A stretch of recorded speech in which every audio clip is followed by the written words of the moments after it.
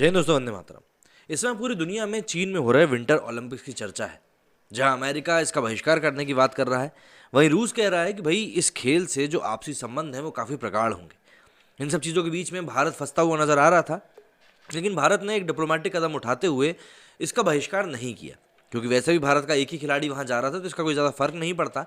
लेकिन उसके बाद भी इंडिया ने कहा कि नहीं, हम ठीक है, इसका सपोर्ट करते हैं, और ऐसा कुछ भी उल्टा सीधा नहीं कहा जिससे कि इसके बहिष्कार करने की बात सामने आए। लेकिन इसके बाद चीन ने वही हरकत करी जो चीन हमेशा से करता आता है।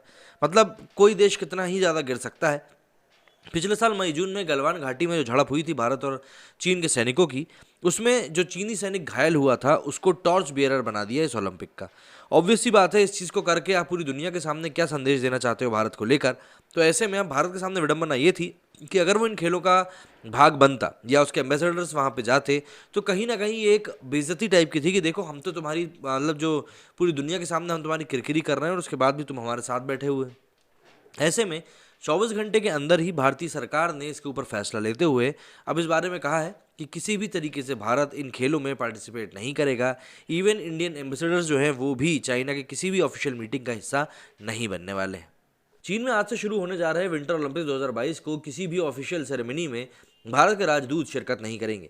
विदेश मंत्रालय ने गुरुवार को ये जानकारी दी। मंत्रालय के प्रवक्ता अरिंदम बागची ने कहा है कि ये अफसोस की बात है कि चीन ओलंपिक गेम्स के बहाने सियासत कर रहा है।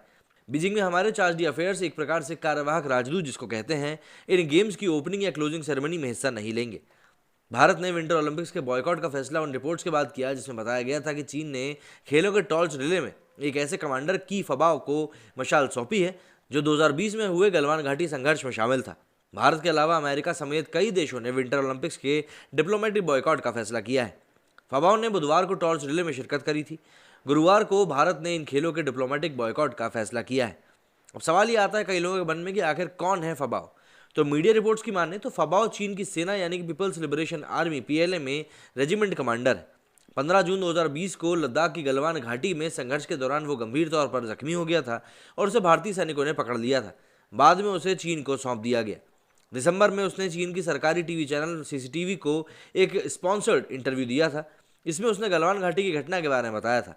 फबाओ ने कहा था कि मैं सरहद पर जाने के लिए तैयार हूँ, हम अपनी एक इंच जमीन भी किसी को नहीं देंगे। चीन की सेना ने उसे वीरता पुरस्कार भी दिया था और टीवी प्रोग्राम में फबाओ के साथ 4 और सैनिक भी शामिल हुए थे।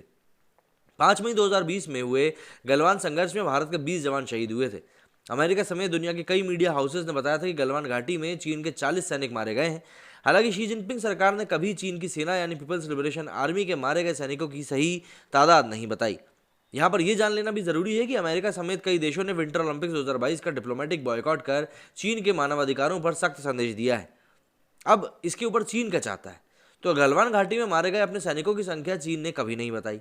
अमेरिकी इंटेलिजेंस ने सबसे पहले खुलासा किया था कि संघर्ष में चीन के 40 से ज़्यादा सैनिक मारे गए हैं। जब ये रिपोर्ट्स पब्लिश हुई तो चीन के विदेश मंत्रालय ने एक बयान में माना था कि उसे भी नुकसान हुआ है। हालांकि फिर भी ये चीज़ कभी साफ नहीं हुई कि आखिर उसके कितने सैनिक मारे गए थे। गुरुवार को ऑस्ट्रेलियाई मीडिया की रिपोर्ट में बताया गया कि गलवान में चीन के कम से कम 38 सैनिक मारे गए हैं। बहरहाल लद्दाख में दोनों देशों के बीच अब भी तनाव बना हुआ है।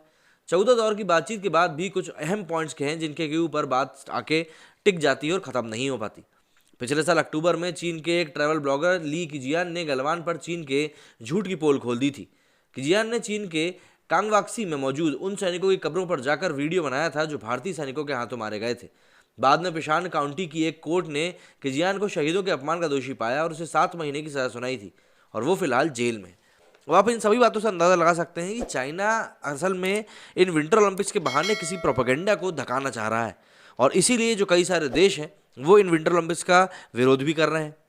जो इन्होंने तिब्बत में किया या उइगर मुसलमानों के साथ किया, उन सभी मानवाधिकारों को लेकर भी चीन को आड़े हाथों लिया जा रहा है। लेकिन उसके बाद भी चीन अपनी हरकतों से बाज नहीं आ रहा है और भारत को इस तरीके से नीचे दिखाने के नए नए तरीके खोज रहा है। मेरी वीडियो फिलहाल इतना ही। जय हिंद, जय भारत।